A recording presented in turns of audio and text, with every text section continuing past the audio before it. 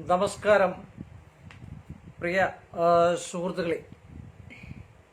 ഇന്ന് ഞാൻ നിങ്ങളുടെ മുമ്പിൽ വന്നത് ഒരു പ്രധാനപ്പെട്ട ഒരു വിഷയമായിട്ടാണ് ഞാൻ നിങ്ങളുടെ മുമ്പിൽ എത്തിയിരിക്കുന്നത്. കാരണം നമ്മുടെ കേരളത്തിന്റെ മുഖ്യമന്ത്രിയായിരിക്കുന്ന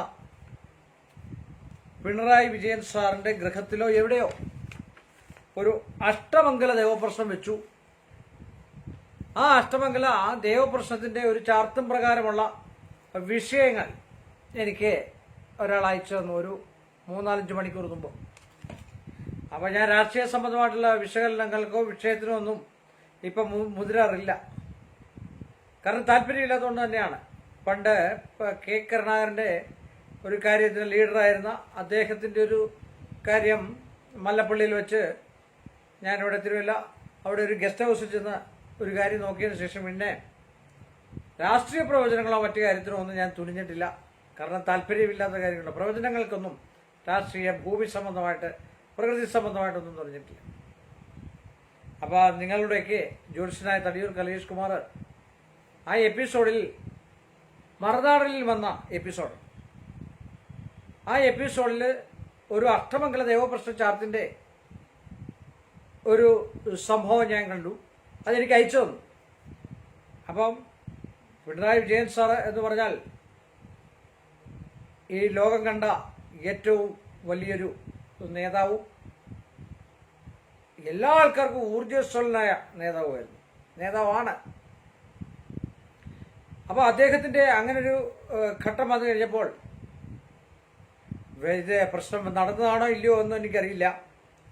ഞാൻ മറുനാടനിലേക്ക് വന്ന വാർത്തയനുസരിച്ച് ആ വീഡിയോ എനിക്ക് തന്നിട്ട് വിജയൻ സാറിന്റെ ഒരാള് അങ്ങേയറ്റം ഫാനാണ്. അദ്ദേഹം വലിയ രാഷ്ട്രീയ പൊതുപ്രവർത്തനമൊന്നും ഇല്ല എങ്കിലും എല്ലാ രാഷ്ട്രീയക്കാരെയും ചില നേതാക്കന്മാരെയും ഒക്കെ സപ്പോർട്ട് ചെയ്തു. ഇപ്പം എന്നെ സംബന്ധിച്ചിടത്തോളം എനിക്ക് കെ കരുണാകരനോട് വലിയ താല്പര്യമായിരുന്നു, അദ്ദേഹത്തിൻ്റെ പ്രവർത്തനങ്ങളോട്, മറ്റു കാര്യങ്ങളൊന്നുമല്ല. അതുപോലെ കമ്മ്യൂണിസത്തിലെ കെ നായരോട് എനിക്ക് വലിയ താല്പര്യമായിരുന്നു. ഒരു ഫാനായിരുന്നു ഞാൻ. അതുപോലെ തന്നെ സുധാകരൻ എനിക്ക് വലിയ ഇഷ്ടമുള്ള ഒരു നേതാവായിരുന്നു. ഇരുന്ന ദേവസ്വം ബോർഡ് മന്ത്രി. അതുപോലെ തന്നെ പിണറായി വിജയൻ സാറിന്റെ ചരിത്രമൊക്കെ കേട്ട് കഴിഞ്ഞാൽ നമുക്ക് രോമാഞ്ചം കൊള്ളുന്നതായിട്ടുള്ള ഇരട്ടച്ചങ്കൻ എന്നൊക്കെ പറയുമ്പോൾ അത് നമുക്ക് ഉചിതമായിട്ട് തോന്നിയിരുന്നു. അങ്ങനെ ആൾക്കാരെയൊക്കെ എനിക്ക് വളരെ താല്പര്യമാണ്. എന്നെ സംബന്ധിച്ച് ഞാൻ രാഷ്ട്രീയത്തിലോ അല്ലെ ഞാൻ പറഞ്ഞല്ലോ BJPസോ അല്ലെ പിന്നെ മുസ്ലിം ലീഗിലോ അല്ലെ എന്തോ കോൺഗ്രസോ BJPസോ ഒന്നുമുള്ള ആളല്ല. ഞാൻ സാധാരണപ്പെട്ട ഒരു ജ്യോതിഷിയാണ്. അപ്പം ഈ ഒരു വിഷയം കണ്ടപ്പം അദ്ദേഹം എന്നോട് പറഞ്ഞു ഇത് നേരെ. അപ്പം ഞാൻ പറഞ്ഞു ഒന്ന് ആലോചിക്കട്ടെ ആലോചിച്ച് തീരുമാനിക്കാമെന്ന് പറഞ്ഞു. അപ്പം ഞാനത് കണ്ടു കഴിഞ്ഞപ്പോൾ അതെല്ലാം ഞാൻ കുറിച്ച് എൻ്റെ കയ്യിൽ എടുത്തു. അപ്പം കുറിച്ചെടുത്തപ്പോൾ എനിക്ക് തോന്നി അതിന് സത്യമായ വസ്തുതയുണ്ട് എന്നാണ് തോന്നിയത്. അതുകൊണ്ടാണ് നിങ്ങളുടെ മുമ്പിൽ ഇതൊരു പ്രവചനമോ മറ്റു കാര്യങ്ങളോ ഒന്നുമല്ല. കണ്ട രാശിയുടെയും മറ്റുമായിട്ടുള്ള ഗ്രഹനില എടുത്ത് അഷ്ടമംഗല സംഖ്യയോ മറ്റു കാര്യങ്ങളൊന്നും അറിയത്തില്ല. ആ മാസത്തെ ഒക്ടോബർ മാസത്തിലാണ് നടന്നത്. ഇനി നമുക്ക് കാര്യവിഷയങ്ങളിലേക്ക് കടന്നിട്ട് നമുക്ക് സംസാരിക്കാം. നമ്മൾ ഈ പറയുന്നതിൽ ഒക്ടോബർ മാസത്തിൽ അതിനകത്ത് പറയുന്നത് ഗുരുവായൂരിൽ ദേവപ്രശ്നം നടത്തിയ പ്രശസ്ത ജ്യോതിഷ പണ്ഡിതന്മാരിൽ ആരോ ആണ് ഈ പ്രശ്നം വെച്ചതെന്നാണ് പറയുന്നത്. അപ്പം അതിൻ്റെ ഒരു വിശകലനമാണ് ഞാൻ തരുന്നതെന്ന് മാത്രം വിചാരിച്ചാൽ മതി. ഒക്ടോബർ മാസത്തിൽ പിണറായി വിജയൻ സാറിന്റെ കുടുംബത്തിന് വേണ്ടി ഒരു അഷ്ടമംഗല ചാർത്ത് കൊടുത്തിരുന്നു എന്ന് പറയുന്നു. എനിക്കറിയില്ല ഇതിന്റെ സത്യമോ നിജസ്ഥിതിയോ ഒന്നും എനിക്കറിയില്ല. എങ്കിലും അഷ്ടമംഗല ചാർത്ത് പ്രകാരമാണ് സദ്യകളും മറ്റുമൊക്കെ തീരുമാനിച്ചതെന്നും ഈ വീഡിയോയിൽ പറയുന്നുണ്ട്. തന്ത്രിയും ബോർഡ് മെമ്പർമാർക്കും ആണ് ഇതൊക്കെ ലഭിച്ചതെന്നും പറയപ്പെടുന്നു. പ്രശ്നം വെപ്പുമായി ബന്ധപ്പെട്ട് ചോർത്തി നൽകിയതോ എന്നൊക്കെയാണ് വീഡിയോയിൽ പറയുക. ചോർത്തി നൽകിയ ചാർത്തായിരിക്കാം. അപ്പം ദൈവാനുഗ്രഹം തീരെ കുറവായിരുന്ന ഒരവസ്ഥയിലാണ് ദേവപ്രശ്നം പിന്നെ അഷ്ടമംഗല പ്രശ്നം നടന്നതെന്നാണ് പറയുന്നത്. അങ്ങനെ പറയുമ്പോൾ ആ അഷ്ടമംഗല ചാർത്തും പ്രകാരമാണെങ്കിൽ ആ പറഞ്ഞ ഗ്രഹങ്ങളൊക്കെ സൽഗ്രഹങ്ങളും നീചഗ്രഹങ്ങളും ഒക്കെ ഒരുപോലൊക്കെ ആയിട്ട് വിശകലനം ചെയ്ത് നോക്കുമ്പോൾ ആ പറഞ്ഞതിൽ ഒരു സത്യം ആചാര്യമതത്തിലുണ്ട്. ജ്യോതിഷോറ്റശാസ്ത്രമാണ്, എല്ലാവർക്കും അറിയാം. മറ്റു ജ്യോതിഷന്മാർ ഇതൊന്ന് ഗ്രഹിച്ചാൽ കൊള്ളാമെന്ന് എനിക്ക് താല്പര്യമുണ്ട്. ഇത് ദൈവാനുഗ്രഹം തീരെ കുറവാണ്. ആരോഗ്യസ്ഥിതിയും വളരെ കുറവായിരിക്കുന്നു നമ്മുടെ രാജാവിന്. മുൻജന്മത്തിൽ ചെയ്തിരിക്കുന്നതായിട്ടുള്ള പുണ്യങ്ങൾ തീർന്നതായും പലവിധ ദേഹാസ്വസ്ഥകളും മൂത്രരോഗത്തിന് അടിമപ്പെട്ടും ബന്ധുജനങ്ങൾക്ക് ദ്രോഹവും ദുർമരണങ്ങളും ഒക്കെ ഉണ്ടാകാൻ സാധ്യതയുണ്ടെന്നാണ് ആദ്യത്തെ ആ പാരഗ്രാഫിൽ എനിക്ക് മനസ്സിലാക്കാൻ പറ്റിയത്. അതുപോലെ കാരാഗൃഹവാസവും സർപ്പദംശനവും മാഷ്കർക്കും കുടുംബത്തിനും നാശവും സംഭവിക്കുമെന്നും സാധ്യതയുണ്ടെന്ന് പറയുന്നുണ്ട്. ഇനി അതിൻ്റെ വിശദീകരണം ഞാൻ തരാം. സ്വയം നാട് കടത്തപ്പെടാനും സാധ്യതയുണ്ടെന്ന് ഇതിൽ പറയുന്നു. അപ്പോൾ അവിടെ പറഞ്ഞിരിക്കുന്നതായിട്ടുള്ള വിഷയത്തിൽ വ്യാഴം ഈശ്വരാധീനമില്ല എന്നാണ് ഇതിനകത്ത് പറഞ്ഞിരിക്കുന്നത്. അപ്പോൾ ദേവഗുരുവായ ബൃഹസ്പതി അല്ലെങ്കിൽ സർവേശ്വരകാരകനായിരിക്കുന്ന വ്യാഴമാണ് വക്രത്തിൽ മിഥുനൻ രാശി നിൽക്കുമ്പോഴാണ്, ഒക്ടോബർ മാസത്തിൽ നിൽക്കുമ്പോഴാണ്. അപ്പോൾ വക്രത്തിൽ നിൽക്കുകയും കർമ്മത്തിൽ ശനി നിൽക്കുകയും ചെയ്തപ്പോൾ ശ്രീധർമ്മശാസ്താവിൻ്റെ നല്ല രീതിയിലുള്ള ശാപം ലഭിച്ചിട്ടുണ്ടെന്ന് വേണം പറയാനായിട്ട്. ഒരു അഷ്ടമംഗലം നടത്തുമ്പോൾ, ഒരു കുടുംബത്തിലോ ദേവാലയത്തിലോ നടത്തുമ്പോൾ അത് പറയണമെന്നാണ് ആചാര്യന്മാർ പറയുന്നത്. അതായിരിക്കാം ആ ജ്യോതിഷ പണ്ഡിതർ പറഞ്ഞത്. ശാസ്താവിന്റെ വർദ്ധിച്ചു വരുന്ന കോപവും അത് കഴിഞ്ഞ് പരിഹാരത്തിലായിരിക്കാം പലതവണ കബഡി വെച്ചപ്പോൾ ആരൂഢം മറഞ്ഞിരിക്കുകയും അതുപോലെ തന്നെ നീചഗ്രഹങ്ങൾ ഒരുപാട് യോഗം ചെയ്ത് നിൽക്കുന്നു എന്ന് പറയുന്നു. അപ്പം നിങ്ങൾ ആലോചിക്കുക, ആ ആരൂഢത്തില് വ്യാഴം അല്ലെങ്കിൽ ഈശ്വരാധീനം മറയുകയും സർവേശ്വരകാരകനായിരിക്കുന്നത് എല്ലാം തരുന്നതായിട്ടുള്ള വ്യാഴം മിഥുനൻ രാശിയിൽ ബലമില്ലാതിരിക്കുകയും ചെയ്യുകയാണ്. വക്രത്തിൽ നിൽക്കുന്ന ഗ്രഹം ബുധന്റെ ക്ഷേത്രത്തിൽ നിൽക്കുന്നുണ്ട്. ബലശ്രുതിയും ഫലശ്രുതിയും കുറവായിരിക്കും. അതുകൊണ്ട് ദുസ്ഥാനത്ത് പാപഗ്രഹങ്ങളും ഉണ്ടെന്ന് വേണം പറയാൻ. മൃത്യാരൂഢമായി തെളിഞ്ഞു വന്നിരിക്കുന്നു. ഒരു അഷ്ടമംഗലം നടത്തിയാൽ ദൈവജ്ഞാന സമാഹിതയുടെ സമയവും ഒരു ജ്യോത്സ്യന്റെ അടുക്ക വരുന്ന സമയം തൊട്ടേ ഒരു ഗർഭിണി എങ്ങനെ ഒരു കുട്ടിയെ പ്രസവിക്കുന്നു അതുപോലാണ് ഒരു ദേവപ്രശ്നം ഉത്ഭവിക്കുന്നതെന്നാണ് ആചാര്യന്മാർ പറയുന്നത്. ആ നിമിത്തം വെച്ചും അത് കഴിഞ്ഞതിന് ശേഷം അവിടെ ചെന്നതിന് ശേഷമുള്ള സ്വീകരിക്കുന്നത് എങ്ങനെയാണ്, അതൊക്കെ നിമിത്തമാണ്.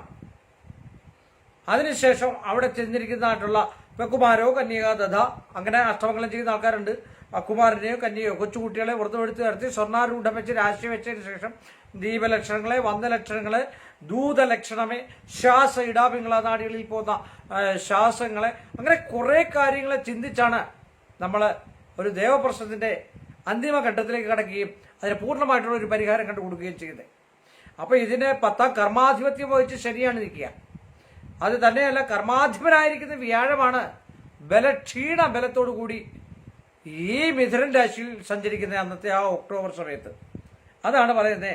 പിന്നെ സ്ഫുടങ്ങളുണ്ട്, പിന്നെ ലഗ്നസ്ഫുടം, ലഗ്നേന്ദു മാന്തി ത്രിസ്ഫുടം, ചതുസ്ഫുടം, സൂക്ഷ്മ ത്രിസ്ഫുടം, ബിംബസ്ഫുടം, അങ്ങനെയൊക്കെയുള്ള സ്ഫുടങ്ങൾ എടുത്തു കഴിയുമ്പോഴാണ് ബിംബത്തിന്റെ രോഗങ്ങളും ഒക്കെ നമുക്കറിയുന്നത്. അതൊക്കെ എടുത്തു കാണും അവര്. അതായിരിക്കും പ്രഗത്ഭനായ ജ്യോത്സ്യനാണെന്ന് പറഞ്ഞപ്പോൾ ബിംബസ്ഫുടം വരെ, ബിംബം ശരീര സംബന്ധമായിട്ടുള്ള വിഷയം, ദേവാലയമാണ് വിഗ്രഹ സംബന്ധമായിട്ടുള്ള വിഷയം, അതൊക്കെ ഉണ്ടാക്കിയെടുക്കാനാണ് ആ സ്ഫുടങ്ങളൊക്കെ നമ്മൾ സാധാരണ കൈകാര്യം ചെയ്തു പോകുന്നത് എന്ന് വേണം പറയാൻ. അപ്പോൾ ആരൂഢം മൃത്യുസ്ഫുടമായി. അങ്ങനെ പഞ്ചരീതിയിലുള്ള പഞ്ചസൂത്രങ്ങളുണ്ട്, പഞ്ചമഹാസൂത്രങ്ങൾ എന്ന് പറഞ്ഞു. അതുപോലെ തന്നെ ജീവൻ പ്രാണൻ എന്നും പറഞ്ഞിട്ടുള്ള സ്ഫുടങ്ങളുണ്ട്. പ്രാണസ്ഫുടം, മൃത്യുസ്ഫുടം, ജീവൻ. അപ്പം മൃത്യുസ്ഫുടം ഏറിയിരുന്നതിനാലാണ് മൃത്യ ആരൂഢത്തൂടെ തന്നെയാണ് ഏത് ഈ തെളിഞ്ഞതായും പറയുന്നതെന്ന് അതിനകത്ത് ആ ഷാജൻ സാർ പറയുന്നുണ്ട്, പ്രശ്നത്തിൽ കണ്ടു. അപ്പൊ ശബരിമല ശാസ്താവിന്റെ കടുത്ത കോപവും കണ്ടു എന്നാണ് പറയുന്നത്. ഇത് സത്യമാണ്. ആ ഗ്രഹനില എങ്ങനെയാണെങ്കിൽ ആ 100% സത്യമാണ്. എല്ലാ ജ്യോതിഷികൾക്കും അറിയാവുന്നതാണ്. യോഗശാലയും എള്ളുകൂട്ടിയുള്ള സദ്യയുമാണ് നടത്തുന്നതാണ് എൻ്റെ അഭിപ്രായം. അതിനകത്ത് വന്നതും അത് തന്നെയാണ്. എള്ളുകൂട്ടി പ്രഥമനകത്ത് എള്ളുകൂട്ടാമല്ലോ, എള്ളെടുത്തതല്ലേ പ്രഥമനകത്ത്. അപ്പൊ അങ്ങനെയുള്ള സദ്യകൾ നടത്തുവാണെങ്കിൽ ഈ ഒരു ദുരിതദോഷങ്ങൾക്ക് കുറേയൊക്കെ അറുതി ഉണ്ടാകാനുള്ള സാധ്യതയുണ്ട്. ദൈവകൃപയാൽ ഇതിനൊക്കെ വിഘ്നമാണ് സംഭവിച്ചിരിക്കുന്നത്. അദ്ദേഹം അതിനകത്ത് പറയുന്നത് ഈ പമ്പയില് പമ്പ സംഘം എന്താ ഹിന്ദു സംഘമോ ഏതാണ്ട് നടത്തിയതിൽ അതിലും തടസ്സമുണ്ടായി, സദ്യക്ക് തടസ്സമുണ്ടായി. അപ്പൊ വിഘ്നങ്ങൾ ഏറി വരിക. അപ്പൊ മുജ്ജന്മ സുഹൃതങ്ങൾ ചെയ്തിരിക്കുന്ന പിതാവും പിതാമഹന്മാരും ചെയ്തിരിക്കുന്ന സുഹൃതങ്ങൾ ക്ഷയിച്ചു പോയി. അപ്പൊ ആ സുഹൃതങ്ങൾ ക്ഷയിക്കുക വെച്ചാൽ ആരൂഢാധിപന്റെ ആരാണോ പ്രശ്നം വെപ്പിച്ച് ആരൂഢാധിപൻ ആ കുടുംബത്തിൽ നിന്ന് വീഴ്ചയാണ്, അല്ലെങ്കിൽ ആ കുടുംബം ചെയ്തിരിക്കുന്നതായിട്ടുള്ള ദുരിതങ്ങൾക്ക് ഫലമായിട്ടാണ് ശ്രീധർമ്മശാസ്താവിന്റെ കോപം ഉണ്ടാകുക. അത് പരിഹരിച്ചേ പറ്റുള്ളൂ. അത് വിജയൻ സാർ എങ്ങനെ കാണുന്നു എന്ന് എനിക്കറിയില്ല. കാരണം പരിഹരിച്ച് കണ്ടാൽ ആയുസ്സും ആരോഗ്യവും ഒക്കെ ഉണ്ടാകാനുള്ള സാധ്യതയുണ്ടെന്നാണ് എനിക്കും പറയാനുള്ളത്. ദൈവകൃപയാൽ ഇതിനൊക്കെ വിഘ്നം സംഭവിക്കുകയും ചെയ്തെന്നാണ് പറഞ്ഞത്. അസുഖമുണ്ട്, അതൊക്കെ ന്യൂസൊക്കെ കേൾക്കുന്നുണ്ട്. അസുഖങ്ങളൊക്കെ ഉണ്ട്, അസുഖങ്ങളൊക്കെ മാറാൻ. അത് തന്നെയല്ല ഉദര സംബന്ധമായിട്ടുള്ള അങ്ങനെയുള്ള ആരൂഢമാണെങ്കിൽ ഉദര സംബന്ധമായിട്ടുള്ള അസുഖങ്ങള്, ഉദരത്തിൽ പ്രധാന വിഷയങ്ങളിൽ പ്രധാന സന്ധികളിലൊക്കെ ആയിട്ട് രോഗദുരിതങ്ങള്, അതുപോലെ ശരീരം തന്നെ താഴെ പോകുന്നതായിട്ട് തോന്നല്, ഉറക്കക്കുറവുണ്ടാകാനുള്ള സാധ്യത, ഭയചകിതമായിട്ടുള്ള ഭയത്തെ ജനിപ്പിക്കുന്നതായിട്ടുള്ള വിഷയങ്ങൾ, വക്രത്തിൽ നിൽക്കുന്ന വ്യാഴം. അപ്പൊ ഈ വ്യാഴം ബലമില്ലാതെ നിന്ന് കഴിഞ്ഞാൽ വ്യാഴത്തിനൊന്നും അവിടെ ചെയ്യാൻ പറ്റില്ല. ലക്ഷം ദോഷം ഗുരു ഹന്തി എന്നാ പറയുന്നത് അല്ലേ? എന്നുവെച്ചാൽ 1 കോടി ദോഷങ്ങൾ ഉണ്ടെങ്കിലും ഗുരു ഹനിച്ചു കളയുമെന്നാ പറയുന്നേ. വ്യാഴത്തെ പ്രസാദിപ്പിച്ചാൽ മതി എന്നാ പറയുന്നേ. അത് നാമം ജപിച്ചാൽ മതി എന്നാ പറയുന്നേ. ഈശ്വരാധീനം ആർജിച്ചെടുത്താൽ മതി എന്നാ പറയുന്നേ. അപ്പൊ അങ്ങനെയൊക്കെ ഉണ്ടെങ്കിൽ അതിന് പവർ ഉണ്ടാകും. പക്ഷേ ഈ ബി ജെ പി കമ്മ്യൂണിസ്റ്റുകാരൊക്കെ ഈശ്വര വിശ്വാസികളിൽ അല്പം പുറകോട്ടാണ്. എങ്കിൽ തന്നെ വിശ്വസിക്കുന്ന ആൾക്കാരുണ്ടായിരിക്കാം, ഇല്ല ഒന്നും ഞാൻ പറയുന്നില്ല. അതിനകത്തൊന്നും എനിക്ക് അഭിപ്രായ വ്യത്യാസമില്ല. ഇതില് ഒരു തർക്ക വിഷയത്തിനൊന്നും ഞാനില്ല. ഈ ഒരു ചാർത്ത് കണ്ടപ്പം എന്റേതായിട്ടുള്ള അഭിപ്രായത്തിൽ എനിക്ക് ഇഷ്ടപ്പെട്ട ഒരു നേതാവായതുകൊണ്ട് അതിനെ തരണം ചെയ്തു പോകുന്നത് നല്ലതാണെന്നുള്ള അഭിപ്രായത്തോടു കൂടിയാണ് ഞാനിത് നിങ്ങളുടെ മുമ്പിൽ അവതരിപ്പിക്കുന്നത്. അതുപോലെ തന്നെ ഇവിടെ പറഞ്ഞിരിക്കുന്നത് ദൈവകൃപയാൽ ഇതിനൊക്കെ വിഘ്നം വന്നു സംഭവിക്കുകയും ഗോശാലയിലെ പശുക്കൾക്ക് അതും സത്യമാണ്. ശരിയല്ലേ? ഗോശാല പശുത്തൊഴുത്ത് അല്ലെ ക്ഷേത്രമാണ്, ക്ഷേത്രത്തിന്റെ പശുത്തൊഴുത്ത്. ആ ഗോശാലകളെ, അവരുടെ വാഹനങ്ങളെ, ഈശ്വരന്റെ വാഹനങ്ങളെ, ഇപ്പൊ അയ്യപ്പന്റെ വാഹനം വാജിവാഹനത്തിന് എന്തെങ്കിലും കുഴപ്പമുണ്ടെങ്കിൽ അത് സ്ഫുടത്തിൽ തെളിയും. അപ്പൊ അതിനെ ദേവപ്രശ്ന പരിഹാരപ്രകാരമാണ് നമ്മൾ അതിനെ പറഞ്ഞ് മനസ്സിലാക്കി തിട്ടപ്പെടുത്തി 3-4 ജ്യോതിഷന്മാരെ തിട്ടപ്പെടുത്തി അഭിപ്രായങ്ങൾ പറഞ്ഞുകൊണ്ട് ഏകീകരിച്ച് ഒരു പരിഹാരം നമ്മൾ ചിന്തിച്ചു കൊടുക്കുന്നത്. മനുഷ്യപ്രശ്നവും ദൈവപ്രശ്നവും എല്ലാം ഒരേ മോഷണ പ്രശ്നം, ഇങ്ങനെയൊക്കെയുള്ള പ്രശ്നങ്ങൾ ഒരുപാട് നമ്മുടെ ഗ്രന്ഥത്തിൽ ആചാര്യന്മാര് വിധിക്കപ്പെട്ടിട്ടുണ്ട്. അപ്പോൾ ഉത്തമ പണ്ഡിതനായ ഒരു ജ്യോതിഷനാണ് ഇത് നോക്കിയതെന്നും പറയുന്നു. ആണ് പശുക്കൾക്ക് ദുരിതം സംഭവിച്ചതായും വീട്ടുകാരുടെ സാന്നിധ്യത്തിൽ. അപ്പോൾ വീട്ടുകാർ പരിചരിച്ചു പോകണമായിരുന്നു പശുവിനെ. ഇതൊരു മനുഷ്യന്റെ പ്രശ്നമല്ല, ഒരു അധികാരിയുടെ പ്രശ്നമാണ്, ഒരു രാജാവിന്റെ പ്രശ്നമാണ്. ഒരു ജ്യോതിഷി പഴയ കാലത്ത് രാജകൊട്ടാരത്തിൽ ചെന്നു കഴിഞ്ഞാൽ ഒരു രാജാവിന്റെ പ്രശ്നം നോക്കുന്നത് പ്രജകൾ കൂടെ ഫലമുണ്ടാകുവാൻ വേണ്ടിയാണ്. രാജാവിന്റെ ഗ്രഹത്തിൽ ശരിയായെങ്കിലേ പ്രജകൾ ശരിയാകൂ എന്നാ പറയുന്നേ. രാജാവിന്റെ ജാതകം ശരിയായെങ്കിലേ പ്രജകളുടെ കാര്യങ്ങൾ സാധിക്കത്തുള്ളൂ എന്നാ പറയുന്നത്. അത് കലാപരമായിട്ടാണെങ്കിലും സ്പോർട്സ്, അതിപ്പം പറയുന്നതാണ്, കലാപരമായിട്ട് സ്പോർട്സ് മറ്റു കാര്യങ്ങളൊക്കെ എല്ലാത്തിനും ഒരു ഈശ്വര ചൈതന്യമുണ്ട്. താൻ പാതി ദൈവം പാതിന്ന. ജ്യോതിഷമൊന്നും പരിപൂർണ വിജയമാണെന്നും ഫലമാണെന്നും ഞാൻ പറയുന്നില്ല, അതിനും തർക്കത്തിന് ഞാനില്ല.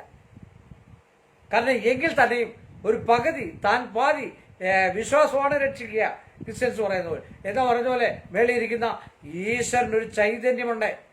എന്താന്നേലും ഭൂമിയിൽ ഈ പ്രപഞ്ചത്തിലെ ഒരു നമ്മൾ അമാനുഷിക ശക്തിബലം നമ്മളിലുണ്ട്. നമ്മളിപ്പോ ഒരു ഭദ്രകാളി ക്ഷേത്രമാണെങ്കിൽ അവിടെ ഇരിക്കുന്ന ഭദ്രകാളി നിങ്ങളൊക്കെ വിചാരിക്കുന്ന അവിടെ ഭദ്രകാളി അതാരുവിനെ കൊന്ന് അല്ലെങ്കിൽ പൂമാലയൊക്കെ ഇട്ട് ഇതിരിക്കുന്നതായിട്ടാണെന്ന് സങ്കല്പിക്കുക. അതൊന്നുമല്ല. അവിടെ ഒരു ഊർജം, ഒരു സ്പെഷ്യൽ ഊർജം, അതാണ് മന്ത്രോച്ചാരണ സംബന്ധമായിട്ടും അല്ലെങ്കിൽ ആ വാക്കുകൊണ്ടുള്ള സിദ്ധി കൊണ്ടും ആ അന്തരീക്ഷത്തിൽ ലയിപ്പിക്കുന്നതായിട്ടുള്ള വിഷയങ്ങൾ പവറായിട്ട് ശിലയിലേക്ക് അത് പതിക്കുമ്പോഴാണ് എന്താകുന്നത്, മന്ത്രപൂരിതമാകുന്നത്. അപ്പോഴാണ് പോസിറ്റീവ് എനർജി ഉണ്ടാകുന്നത്. നാമജപം, നിത്യനാമജപത്തിനൊക്കെ പ്രയോജനം ഉണ്ടാകുന്നത്. നമുക്ക് പിണറായി വിജയൻ സാറിന്റെ കാര്യം നോക്കാം. വീട്ടുകാരുടെ അശ്രദ്ധ മൂലമാണ് സംഭവിച്ച്, അത് സംഭവിക്കാൻ പാടില്ലാത്തതാണ്. തറവാട്ടിലെ അസമയത്ത് സർപ്പത്തിന്റെ കോപം വന്നു. അതാണ് പിന്നീട് പറയുന്നതായിട്ടുള്ള ആ ചാർത്തിനകത്ത് പറയുന്നത്. അസമയത്ത് സർപ്പത്തിന്റെ വന്നു കഴിഞ്ഞാൽ നിമിത്ത ശാസ്ത്രപ്രകാരം അതിന് ദുരിതങ്ങളും ദോഷങ്ങളും ഉണ്ടെന്നാണ് പറയുക. ഒരു ശകുനം അല്ലെങ്കിൽ ഒരു നിമിത്തം കാണാൻ അച്ഛൻ എന്നും ഇപ്പോൾ ഒരു സ്നാനനെ അല്ലെങ്കിൽ ഒരു പട്ടിയെ എന്നും കണ്ടിട്ട് ഞാൻ ഇറങ്ങുവാണെങ്കിൽ അതൊരു നിമിത്തമോ ഒരു പിന്നെ എന്താ പറയുക, അതൊരു പിന്നെ നമ്മളെ ഒരു നിമിത്തമല്ല എന്നും കണ്ടിട്ട് പോവുകയാണെങ്കിൽ. പക്ഷെ പ്രധാനപ്പെട്ട കർമ്മങ്ങളിലും പ്രധാനപ്പെട്ട വിഷയങ്ങളിലും അങ്ങനെ ഒരു നിമിത്തം കണ്ടു പോവുകയാണെങ്കിൽ അതാണ് നിമിത്തം. ഇപ്പോൾ ഒരു വിവാഹ ചടങ്ങിന് പോകുന്നു, അല്ലെങ്കിൽ പ്രത്യേകമായിട്ടുള്ളൊരു വിഷയത്തിന് പോകുന്നു, നമ്മുടെ ഒരു ഭൂമി എഴുതിക്കാൻ പോകുന്നു, നമ്മുടെ കുട്ടിയുടെ ഒരു കല്യാണ നിശ്ചയത്തിന് പോകുന്നു, അല്ലെങ്കിൽ നമ്മുടെ ആഗ്രഹം നമ്മുടെ ഒരു വാഹനം എടുക്കാൻ പോകുന്നു. അപ്പോൾ അങ്ങനെയൊക്കെ വരുമ്പോഴാണ് ഈ നിമിത്ത ശാസ്ത്രങ്ങൾക്ക് ബലമുണ്ടാകുന്നതും പിന്നെ ആചാര്യമനുസരിച്ച് മനുഷ്യർക്ക് അത് വിശ്വാസമാകുന്നതും എന്നാണ് എൻ്റെ അഭിപ്രായം. അപ്പോൾ തറവാട്ടിലെ സർപ്പക്കാവുകൾ കാണുമായിരിക്കാം. കാരണം നിങ്ങൾ ആലോചിച്ച് നോക്കുക, വ്യാഴത്തിന് ബലം കുറഞ്ഞിരിക്കുന്നു. നമ്മുടെ അക്ഷാംശത്തിൽ നിൽക്കുന്ന സാധനമാണ് രാഹുവും കേതുവും. അത് നിങ്ങൾ ആദ്യം മനസ്സിലാക്കുക. ആ രാഹു കേതുപ്പിൽ പരമ്പരാഗതമല്ലാതെ ഉള്ള സഞ്ചാരം ഇപ്പം നടന്നിട്ടുണ്ട്. നമ്മൾ നേരത്തെ ഗണിച്ചു വെച്ചിരിക്കുന്ന ഒരു ഗോളഗണിതം അല്ലെങ്കിൽ ഒരു ജാതകഗണിതം ഗണിക്കുമ്പോൾ രാഹു 7 രാശികളിലാണ് നിൽക്കുന്നത് അല്ലേ? അങ്ങനെയാണ് സാധാരണഗതിയിൽ നിൽക്കുക. അപ്പൊ ഇപ്പൊ നിൽക്കുന്നത് കുംഭത്തിലും ചിങ്ങത്തിലുമാണ്. അത് കുംഭൻ രാശിയുടെ അധിപൻ കൂടാണ് ശനി. ശനി മന്ത്രിമാരെയും MLA മാരെയും പിന്നെ കസേരയുള്ളവരെയും ഒക്കെ നമുക്ക് ചിന്തിക്കാവുന്ന, ആദിത്യനെ കൊണ്ട് രാജാവിനെ ചിന്തിക്കാവുന്ന. അപ്പൊ ആദിത്യന്റെ ക്ഷേത്രത്തില് കേതു നിൽക്കുന്നു, കുംഭത്തില് ശനിയുടെ ക്ഷേത്രത്തില് രാഹു നിൽക്കുന്നു. അപ്പൊ സർപ്പദംശനമേക്കുവോ അല്ലെ സർപ്പവിഷം തീണ്ടാനോ സാധ്യതയുണ്ടെന്ന് സാരമാണ്. ഇതൊക്കെ കൃത്യമായിട്ടുള്ള കാര്യങ്ങൾ. അഷ്ടമംഗല പ്രശ്നം ഒരിക്കലും ചതിക്കില്ല, ഒരിക്കലും അത് നിർവീര്യമായി പോകുന്ന ഒരു വിഷയവുമല്ല. സർപ്പദംശനമുണ്ട്, വിഷം തീണ്ടിയതായും പറയുന്നു. ദൈവാനുഗ്രഹമുള്ള അവരെ അതുകൊണ്ട് വ്യാഴമല്ലേ, വ്യാഴം കോപിച്ചാൽ എന്താണ്? വ്യാഴം നീചത്തിൽ പോയാൽ സർവേശ്വരാണ് നിഷ്ണേന വസ്തു. ഗുരുവിനെ കൊണ്ട് ആചാര്യനെ വരെ, ഗുരുവിനെ വരെ, അല്ലെങ്കിൽ നമ്മുടെ എല്ലാ കാര്യങ്ങളെക്കുറിച്ച് ഈശ്വരനെ വരെ ചിന്തിക്കുന്ന ഏറ്റവും പ്രധാനപ്പെട്ട ഒരു ഗ്രഹമാണ് വ്യാഴം. ആ വ്യാഴം പിഴച്ചാൽ ഗ്രഹപ്പിഴ അടിക്കടിക്കല്ലേ. അപ്പോൾ നമ്മൾക്ക് തന്നെ ആ പിഴച്ചു നിൽക്കുന്ന വ്യാഴ സമയത്ത് പിന്നെ ഉപദ്രവിക്കാൻ തോന്നും മറ്റുള്ളവരെ. സൽക്കർമ്മം ചെയ്തിടിലും അത് ദുഷ്കർമ്മമായിടും. അതും വരും ഇതിനകത്ത്. സൽക്കർമ്മമാണ് ചെയ്യാൻ തുടങ്ങിയപ്പോൾ അതിന് നാശം സംഭവിച്ച തടസ്സങ്ങൾ ഉണ്ടായത്. ദുഷ്കർമ്മത്തിന്റെ ഫലം തിരിച്ചടിച്ചു. മനസ്സിലായില്ലേ? ആചാര്യന് അങ്ങനെയാണ് ഇവിടെ വ്യക്തമാക്കുന്നത്. ഇത് പ്രമാണങ്ങൾ ഒരുപാട് പറയാൻ പറ്റത്തില്ല. ഒരു അഷ്ടമംഗല ദേവപ്രസംഗിച്ച 2-3 ദിവസം എടുത്ത് പറയേണ്ട കാര്യമാണ്. A to Z കാര്യങ്ങൾ, വേറെ നാരയിലുള്ള കാര്യങ്ങൾ വരെ നമുക്ക് അഷ്ടമംഗലത്തിലൂടെ തെളിഞ്ഞു കിട്ടുന്നതാണ്. ദൈവാനുഗ്രഹമുള്ളവരെ ഉപദ്രവിച്ചതിൽ നിന്നും, അതുപോലെ അത് വ്യാഴത്തിന്റെ പിന്നെ നീചത്വമല്ലേ വന്നിരിക്കുന്നത്, ബലമില്ലായികയല്ലേ വന്നിരിക്കുന്നത്. അപ്പൊ 100% ബുധന്റെ ക്ഷേത്രത്തിലല്ലേ വിദ്യയുള്ളവരോ ഗുരുക്കന്മാരെയോ ബ്രാഹ്മണരെയോ, ബ്രാഹ്മണൻ എന്ന് പറഞ്ഞാൽ ബ്രാഹ്മണ ജാതി എന്നല്ല ഉദ്ദേശിക്കുന്നേ, ബ്രഹ്മജ്ഞാനി ഇത് ബ്രാഹ്മണ എന്നാ പറയുന്നേ. അങ്ങനെയുള്ള ഒരു ബ്രാഹ്മണനെ നിഷേധിക്കുക, ഒരു സന്യാസിയെ നിഷേധിക്കുക, അല്ലെങ്കിൽ ആചാര്യത്തിൽ നിൽക്കുന്നവരെ നിഷേധിക്കുക, 2 അക്ഷരം പറയുന്ന ഗുരുവിനെ നിഷേധിക്കുക. ഇതൊക്കെ ചെയ്തു കഴിയുമ്പോഴാണ് ഈ ശാപങ്ങൾ നമ്മുടെ തലയിലേക്ക് വന്ന് വീഴുന്നത്. ഇത് നിങ്ങളൂടെ കേൾക്കാൻ ആണ് ഞാനിത് പറയുന്നത്. ദൈവാനുഗ്രഹമുള്ളവരെ ഉപദ്രവിക്കാതിരിക്കുമായിരിക്കും ഏറ്റവും ഭംഗി എന്നാണ് പറയുന്നത്. പരിഹാരങ്ങൾ ചെയ്യാൻ ശ്രമിക്കുമ്പോൾ ഗുണത്തേക്കാൾ കൂടുതൽ, അതാണ് ഞാൻ പറഞ്ഞത്, സൽക്കർമ്മം ചെയ്തിടും അത് ദുഷ്കർമ്മത്തിന്റെ ഫലമേ അനുഭവിക്കുള്ളൂ. അപ്പം ഒരുപാട് ദുരിത വിഷയങ്ങൾ കുടുംബപരമായിട്ട് നേരത്തെയും തലമുറകളായിട്ട് ഉണ്ടായിരിക്കുന്ന വിഷയങ്ങളും ഭൂമി സംബന്ധമായിട്ടുള്ള വിഷയങ്ങളും ഒക്കെ വന്നിരിക്കുന്ന ഭൂമികാരകൻ ഇവിടെ വരുന്നുണ്ട്. ഇപ്പം ധനുവിലേക്ക് മാറുകയാണ്. വൃശ്ചിക രാശിയിൽ നിന്ന് ഡിസംബർ ആദ്യവാരത്തിലേക്ക് ധനുവിലേക്ക് മാറിയിരിക്കുകയാണ് ചൊവ്വ. ആ ചൊവ്വയുടെ ഒരൊറ്റ ബലം കാരണം, അല്ലെങ്കിൽ അത് വ്യാഴത്തിന്റെ ക്ഷേത്രം ധനുവിലേക്ക് മാറുമ്പോൾ എന്താ ക്രൂരക്കലാഞ്ചോ എന്നുവെച്ചാൽ ക്രൂരമായിട്ടുള്ള പ്രവൃത്തി ചെയ്യാനും ക്രൂരതയുണ്ടാകാനും സ്വയം നമ്മൾ ആത്മഹത്യ ചെയ്യാനും ഒക്കെയുള്ളതായിട്ടുള്ള വീര്യം നമുക്കുണ്ടാക്കി തരുന്ന സാധനമാണ് ഈ ചൊവ്വ എന്ന് പറയുന്നത്. കുമാരോ ഭൈരവോ ദുർവ സാക്ഷരാഷ്ട്ര വശാൽ കുജ. അപ്പം എന്ത് ചെയ്യണം? കുമാരന് അല്ലെങ്കിൽ സുബ്രഹ്മണ്യനും കൂടെ പരിഹാരം ചെയ്തെങ്കിലേ അവിടെ ഫലമാകത്തുള്ളൂ. ഭദ്രകാളിക്കും കൂടെ പരിഹാരം ചെയ്തെങ്കിലേ ഫലമാകത്തുള്ളൂ. ഒന്നുകിൽ ഇദ്ദേഹത്തിന്റെ ധർമ്മദൈവമോ കുടുംബക്ഷേത്രമോ ദേവിയുടെ സാന്നിധ്യം ഉള്ളതായിരിക്കാം. കാവും കുളവും പിന്നെ ബ്രഹ്മരക്ഷസിനെയും രക്ഷസിനെയും ഒക്കെ പ്രതിഷ്ഠിച്ചിരിക്കുകയാണെന്ന് എനിക്ക് ഇവിടെ ഇരുന്ന് പറയാൻ പറ്റുന്നുണ്ട്. 100% ഉറപ്പ്. ഈ ഒരു വാക്യത്തിൽ അല്ലെങ്കിൽ എനിക്ക് കിട്ടിയിരിക്കുന്ന ഈ ഒരു ഗ്രഹനിലയിൽ നിങ്ങൾ ആ എപ്പിസോഡുകളൊന്ന് കണ്ടു നോക്കുക. മറുനാടനിൽ വന്ന ഒരു 5-8 മണിക്കൂർ മുമ്പാണെന്നോ 3-4 മണിക്കൂർ മുമ്പാണ് വന്നതെന്നാണ് എനിക്ക് തോന്നുന്നത്. അതൊന്ന് കണ്ടു നോക്കുക.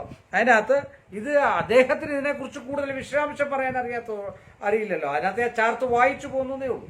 എന്നെ സംബന്ധിച്ച് എനിക്ക് അല്പം അറിയാവുന്നത് കൊണ്ട്, ഞാൻ പണ്ഡിത ശ്രേഷ്ഠനോ അല്ലെങ്കിൽ മുനിയോ ഋഷിയോ ഒന്നുമല്ല, പക്ഷെ അല്പം അറിയാവുന്നതുകൊണ്ട് ഞാൻ പല ക്ഷേത്രങ്ങളിലും ദേവപ്രശ്നങ്ങളൊക്കെ വെച്ച പരിചയം കൊണ്ട് മാത്രം ഇതിനെ ഒന്ന് ഉദ്ബോധിപ്പിക്കാൻ വേണ്ടി, ജനങ്ങൾക്ക് ഉദ്ബോധിപ്പിക്കാൻ വേണ്ടി മാത്രമാണ് ഞാനൊരു എപ്പിസോഡ് ചെയ്തത്.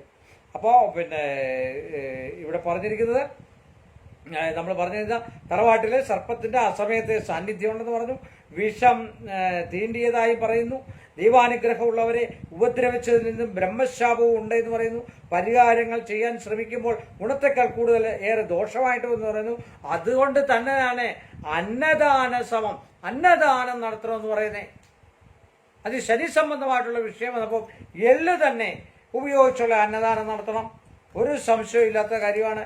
ഇത് ആചാര്യ മതമാണ്. ഇത് നമ്മളെ എല്ലാവർക്കും അറിയാവുന്നതാണ്. പഠിച്ച ജ്യോതിഷികൾക്കെല്ലാം അറിയാവുന്നതായിട്ടുള്ള വിഷയമാണ്. സർവേശ്വരകാരനായിരിക്കുന്ന ഗുരു മിഥുനൻ രാശിയിൽ വക്രഗതിയിലാണ് സഞ്ചരിക്കുന്നത്. വ്യാഴം എല്ലാ കാരണത്തിനും ഉദാഹരണമാണ്. ക്ഷേത്രത്തിൽ അധാർമികതയും അതുപോലെ വക്രത്തിൽ നിൽക്കുകയാണ്. ബുധന് ബലഹീനനായുള്ള അല്ലെങ്കിൽ മിഥുനത്തിൽ സഞ്ചരിക്കുകയും അതിന് രക്ഷാബലം വളരെ കുറഞ്ഞിരിക്കുന്നു എന്നുമാണ് ആചാര്യന്മാരെ പറയുന്നത്. ക്ഷേത്രത്തിൽ നടക്കുന്ന അധാർമികതയ്ക്കും മറ്റു കാര്യങ്ങൾക്കും വർദ്ധിക്കുകയും, ക്ഷേത്രം എന്ന് പറഞ്ഞാൽ എന്താണ്, ഈ കേരളത്തിലുള്ള എല്ലാ ക്ഷേത്രങ്ങളും അത് പ്രാധാന്യം അർക്കുന്നത് ശനി അവിടെ വന്നുകൊണ്ട് ശാസ്താവ് തന്നെ, ശ്രീധർമ്മശാസ്താവിന്റെ കോപം അത് അടക്കണമെങ്കിൽ അല്പം ബുദ്ധിമുട്ടാണ്. അതിന് പ്രയത്നിച്ചേ പറ്റുള്ളൂ. പ്രയത്നിച്ചെങ്കിൽ പരിഹാരം ചെയ്യാൻ പറ്റുള്ളൂ. അതിന് പരിഹാരത്തിൽ മുതിരണമെന്നാണ് എൻ്റെ ഏറെ താഴ്മയായിട്ടുള്ള അഭിപ്രായം. അല്ല എങ്കിൽ വരും പരിപാടികളെ തരണം ചെയ്യുക എന്ന് മാത്രമേ എനിക്ക് പറയാൻ പറ്റുള്ളൂ. ക്ഷേത്രത്തിൽ ബലഹീനതയുള്ള മിഥുനത്തിൽ സഞ്ചരിക്കുകയും അതിന് രക്ഷാബലം വളരെ കുറഞ്ഞിരിക്കുന്നു. രക്ഷാബലം കുറവാണ് വ്യാഴത്തിന്, ഭയാനകമായിട്ടുള്ള കുറവാണ്. മറ്റു മറിച്ച് അപ്പം നിത്യമായിട്ടുള്ള ഒരു ഉപാധിയോ വല്ലതും വെച്ച് ദൈവത്തെ ഒന്ന് വിളിക്കുന്നത് നല്ലതാണെന്നാണ് എൻ്റെ അഭിപ്രായം. ഇതിനെ ഒന്ന് നിർവീര്യമാക്കാൻ വ്യാഴത്തിന് കഴിയുന്നില്ല. എങ്ങനെ കഴിയാനാ? ബലമില്ലാത്ത വ്യാഴം അവിടെ നിൽക്കുമ്പോൾ, ബലമില്ലാത്ത ഒരാൾ നിൽക്കുമ്പോൾ, രോഗദുരിതത്തിൽ കിടക്കാൻ എഴുന്നേക്കാൻ വയ്യാത്ത ആള് നിൽക്കുമ്പോൾ, അത് ബലത്തോടു കൂടി നിൽക്കണ്ട, അതിനെ അങ്ങനെ ആക്കിയതാണ്. പ്രവൃത്തി മൂലം, കുടുംബചരിത്രം മൂലം, അല്ലെ കുടുംബസംബന്ധമായിട്ടുള്ള വിഷയങ്ങളെ ആചരിച്ചു പോകാത്തതിലോ അല്ലെങ്കിൽ ഇതൊക്കെ ആചരിച്ചു പോകാത്തതിൽ വന്ന വരായികളാണ് ഇപ്പോൾ വന്നിരിക്കുന്ന തടസ്സം. അതികഠിനമായിട്ടുള്ള രോഗങ്ങൾ. അത് തന്നെയല്ല, കുടുംബ സംബന്ധമായിട്ട് കലഹകാരകൻ കൂടാണ് ശനി, അല്ലേ? ആ കലഹകാരകനായിരിക്കുന്ന ശനിയുടെ ക്ഷേത്രത്തിലാണ് രാഹു കയറി നിൽക്കുന്നത്.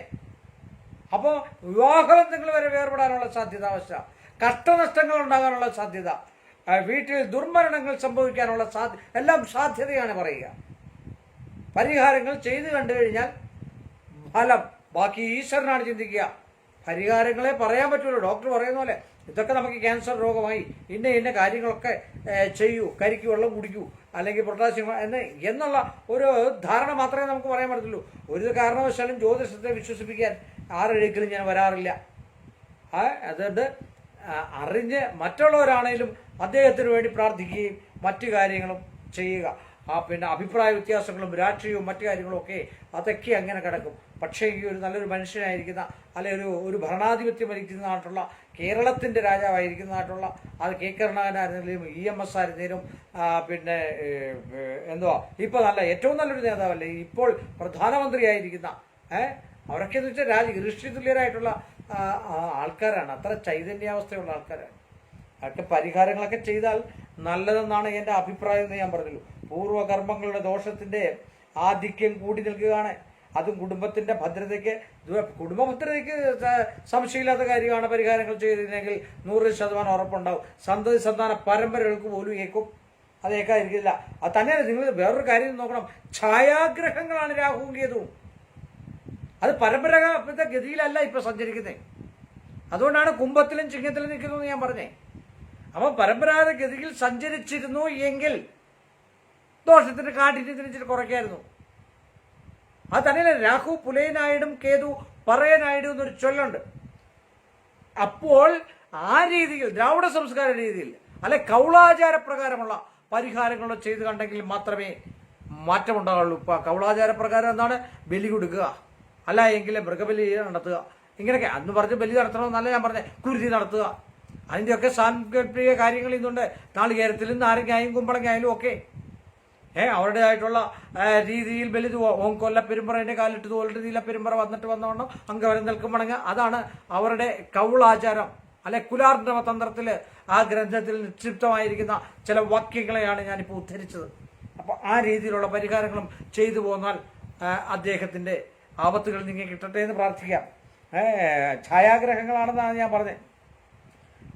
പൂർവ്വകർമ്മങ്ങളുടെ ദോഷത്തിന്റെ ആധിക്യം കൂടുന്നു, അതും കുടുംബത്തിന്റെ ഭദ്രതയ്ക്ക് ദോഷമാണ്. ഛായാഗ്രഹങ്ങളുടെ കാര്യങ്ങളും ഞാൻ പറഞ്ഞു, അതും കുംഭം ചിങ്ങൻ രാശിയിലാണ് നിൽക്കുന്നത്. എനിക്ക് ഒരുപാട് വിശദീകരിക്കാൻ പറ്റുന്നില്ല, കാരണം എന്ന് വെച്ചാൽ ഒത്തിരി സമയമാകുന്നു, ഇപ്പം തന്നെ 25 മിനിറ്റോളമായി. അപ്പോൾ പിന്നെ രാഹുവും കേതുവും കുംഭം ചിങ്ങൻ രാശിയിലാണ് നിൽക്കുന്നത്. ഗ്രഹങ്ങളായ ഈ ഗ്രഹങ്ങളുടെ അസാധാരണമായ മാറ്റം കാരണം, അസാധാരണമായിട്ട് ഞാൻ പറഞ്ഞില്ലേ പരമ്പരാഗതമായിട്ട് ഇപ്പം മാറിയതല്ല, അസാധാരണ മാറ്റം ഉണ്ടായാൽ കുടുംബക്ഷേത്രത്തിലൊക്കെ ദർശനം നടത്തി വഴിപാടുകളും കാര്യങ്ങളും ശാസ്താവിനെയും ഭദ്രകാളിയെയും മുരുകനെയും ഒക്കെ സേവിച്ച് കണ്ടു കഴിഞ്ഞാൽ രോഗദുരിതങ്ങൾക്കൊക്കെ കുറേയൊക്കെ അറുതി ഉണ്ടാകാനുള്ള സാധ്യതയുണ്ട്. മോക്ഷകർമ്മ വ്യാപന, മോക്ഷം കർമ്മം വ്യാപന, അതിനുള്ള മാർഗങ്ങളാണ് നമ്മൾ ചെയ്യേണ്ടത്. സംസാര നമ്മളെ എല്ലാവരും പറയുന്നില്ലേ സംസാരമായിരിക്കുന്ന ഈ മാർഗത്തിൽ സംസാരാദി കർമ്മങ്ങൾ ബലപ്പെടുത്തണം. കർമ്മങ്ങൾ ബലപ്പെടുത്തിയേ പറ്റുള്ളൂ. സംസാര സാഗരത്തിൽ രാഹുകേതുക്കളുടെ പരമ്പരാഗതമായ മാറ്റങ്ങൾ അത് ഞാൻ എഴുതി വെച്ചിരുന്നതാണ്. അല്ലാത്ത പക്ഷം ദുരിതദോഷങ്ങൾ ഏറി വരികയേ കാണുള്ളൂ, ഇനി കൂടുകയുള്ളൂ, അല്ല കുറയില്ല. ഇതിൽ ഏറ്റവും വലിയൊരു പരിഹാരം ഇതിനകത്തുണ്ടെങ്കിൽ ആ ഡിസംബർ മാസത്തിൽ ആദ്യ ആഴ്ച തന്നെ ചൊവ്വ ഗുരുവിൻ്റെ രാശിയിൽ നിന്ന് സഞ്ചരിക്കുന്നു എന്ന് മാത്രമേ ഉള്ളൂ. ഗുരുവിൻ്റെ രാശിയിലോട്ട് ചൊവ്വ വരുമ്പോൾ കുറെ ഭേദങ്ങൾ ഉണ്ടാകാൻ സാധിക്കും. എന്നാലും അക്രമാസക്തി കൂടുക, അല്ലെങ്കിൽ വിദ്വേഷങ്ങൾ കൂടുക, കാരാഗ്രഹ ബന്ധനം അനുഭവിക്കുക, നീചത്വത്തിൽ ചെന്നുപെടുക, മറ്റുള്ളവർ പറയുന്നതനുസരിച്ച് നീങ്ങിയാൽ ചില ബുദ്ധിമുട്ടുകൾ ദോഷങ്ങളും ഉണ്ടാവുക. ചൊവ്വയുടെ ഈ സംഗ്രഹം കൊണ്ട് പാപത്തെ കുറേയെങ്കിലും അദ്ദേഹത്തിന് കുറച്ച് കിട്ടാൻ സാധിക്കും. അതുപോലെ തന്നെ സുബ്രഹ്മണ്യനും ഒക്കെ പരിഹാരം ചെയ്ത് കണ്ടു കഴിഞ്ഞാൽ അത് നിങ്ങൾ എങ്ങനെയാണെന്ന് തീരുമാനിച്ച് ചെയ്യുക. ഈ ഒരു ചാർട്ട് കിട്ടിയപ്പോൾ അതിനെ ഒന്ന് വിശദീകരിക്കണം, വിശകലനം ചെയ്യണം. എന്താണ് അതിനുള്ളിലുള്ള അന്തഃസത്ത എന്ന് മനസ്സിലായപ്പോൾ കൃത്യമായ ബോധത്തോടുകൂടി കൃത്യമായ പാണ്ഡിത്യത്തോടു കൂടിയുള്ള ഒരു പ്രധാന ജ്യോതിഷന്റെ ഗ്രഹനില തന്നെയാണ്. ഇപ്പം ചില ചാനലുകൾ ഗ്രഹനില ഇറക്കുമ്പോൾ അത് കള്ളമാണ്. മറുനാടൻ ഷാൻസാർക്ക് എന്ന് പറഞ്ഞാൽ കൃത്യമായിട്ടുള്ള വാർത്തകളായിരുന്നു സമൂഹത്തിന് വേണ്ടി നമുക്ക് വേണ്ടി ചെയ്തിട്ടുള്ളതൊക്കെ. മറ്റു കാര്യങ്ങളൊന്നും എനിക്ക് അറിയേണ്ട കാര്യമില്ല. അദ്ദേഹത്തെയും എനിക്ക് വലിയ താല്പര്യമാണ്. അപ്പോൾ അതിൽ നിന്നും കിട്ടിയ ഒരു പരാമർശത്തിൻ്റെ ഒരു 7 എടുത്ത് മാറ്റി അതിലെ കുറെ ഗ്രഹങ്ങളുടെ കാര്യം ഞാൻ നിങ്ങൾക്ക് വർണ്ണിച്ചു തന്നും വിവരിച്ചു തന്നെന്നും മാത്രമേ ഉള്ളൂ. ഇരുന്ന് കഴിഞ്ഞു കഴിഞ്ഞാൽ ഇനിയും പറയാനാണ് മിഥുനം തൊട്ടുള്ള 12 രാശികളുടെയും കാര്യങ്ങൾ, സാന്നിധ്യം, ക്ഷേത്രം, ബിംബം, അങ്ങനെയൊക്കെയുള്ള കാര്യങ്ങൾ. 2ാം ഭാവം കൊണ്ട് ധനസ്ഥാനം, 3ാം ഭാവം കൊണ്ട് അവിടുത്തെ നിവേദ്യങ്ങളെ, നിവേദ്യങ്ങളൊക്കെ പായസങ്ങളൊക്കെ നടത്തുക. അതുപോലെ തന്നെ കൊച്ചുകുട്ടികൾക്ക് മുട്ടായി, മധുര, ഇതൊക്കെ നടത്തുന്നത് നല്ലതാണ്. പരിചരിക്കുന്നവരെ സംരക്ഷിക്കുക, പരിചരിക്കുന്ന ആൾക്കാർക്ക് ഒരു വീട് വെച്ചു കൊടുക്കുക, പരിചരിക്കുന്ന ആൾക്കാർക്ക് ഒരു ഗോവിനെ മേടിച്ചു കൊടുക്കുക, ഇതൊക്കെ ഏറ്റവും നല്ലതാണ്. അത് അമിതമായിട്ടുള്ള ദുരിതമാണ് വന്നിരിക്കുന്നത്. അത് നമുക്ക് ആയുസ്സിനും ആരോഗ്യത്തിനും ദുരിതം ചെയ്യും. ആരോഗ്യസ്ഥിതി ഇങ്ങനെയൊക്കെയുള്ള വിഷയങ്ങളിൽ പെട്ടുപോയി കഴിഞ്ഞാൽ അതുകൊണ്ടാണ് നമ്മൾ ആരെയും ഉപദ്രവിക്കരുത്, ആരെയും ദോഷത്തിൽപ്പെടുത്തരുത്. അല്ലെങ്കിൽ ഞാൻ ഉപദ്രവിച്ചതല്ല പറഞ്ഞത്, കാരണം എന്താണെന്ന് ചോദിച്ചാൽ നമ്മുടേതായിട്ടുള്ള മനുഷ്യരായിട്ടുള്ള കാര്യങ്ങൾ പറയാം.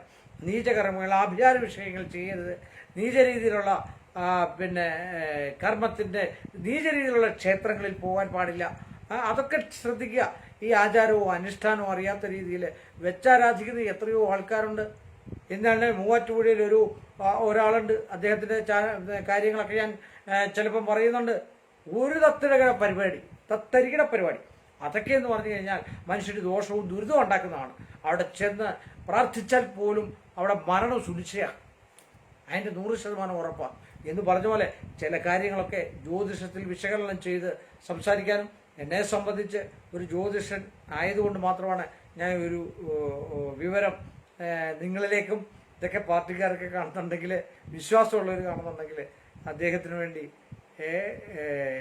ഇടതടവില്ലാതെ പ്രാർത്ഥിക്കുന്നത് നല്ലതായിരിക്കും. പരിഹാരങ്ങളും ചെയ്യുന്നത് നല്ലതായിരിക്കും. ചിലപ്പം ചില പരിഹാരങ്ങളൊക്കെ എല്ലാ ആൾക്കാർക്കും പരസ്യമായിട്ടോ മറ്റു കാര്യങ്ങളോ ചെയ്യാൻ പറ്റില്ല. അപ്പോൾ അത് രഹസ്യമായിട്ടാണെങ്കിലും നമ്മൾ ചെയ്യുക. നമ്മുടെ കാര്യങ്ങൾ നമ്മൾ ചെയ്തെങ്കിലല്ലേ പറ്റുള്ളൂ. അതുകൊണ്ട് ഒരുപാട് വിഘ്നങ്ങൾ അതിനകത്ത് കാണുന്നുണ്ട്. 5-ാം ഭാവം സന്താനസ്ഥിതിക്ക് തന്നെ മോശം ഉണ്ടാകുക, സന്താനത്തിന് മോശം ഉണ്ടാകുക, ശത്രുസ്ഥാനാധിപൻ ബലം പ്രാപിക്കുക, അത് കർമ്മസ്ഥാനാധിപനായിരിക്കുന്ന ഗ്രഹത്തിലെ അവിടെ വ്യാഴത്തിൻ്റെ ക്ഷേത്രത്തിൽ ശനി കയറി നിൽക്കുക, ആ വ്യാഴത്തിന് ഒരു ബലവും ഇല്ലാതെ വരിക. പറഞ്ഞു മനസ്സിലായില്ലേ? എൻ്റെ വീട്ടിലെ വേറൊരാൾ കയറി ഭരിക്കുക എന്ന് പറഞ്ഞു കഴിഞ്ഞാൽ നടക്കുന്ന കാര്യമാണോ? എന്നെ സംബന്ധിച്ച് നടത്തില്ല. ഞാൻ ബലക്ഷയനായപ്പോൾ ഞാൻ നിസ്സഹായനായാലും എന്ത് ചെയ്യും?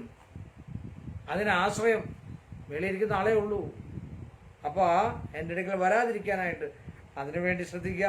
അദ്ദേഹത്തിന് വേണ്ടി ഞാനും എൻ്റെ പരദേവതകളും എൻ്റെ കുടുംബാംഗങ്ങളും പ്രാർത്ഥിക്കുന്നു.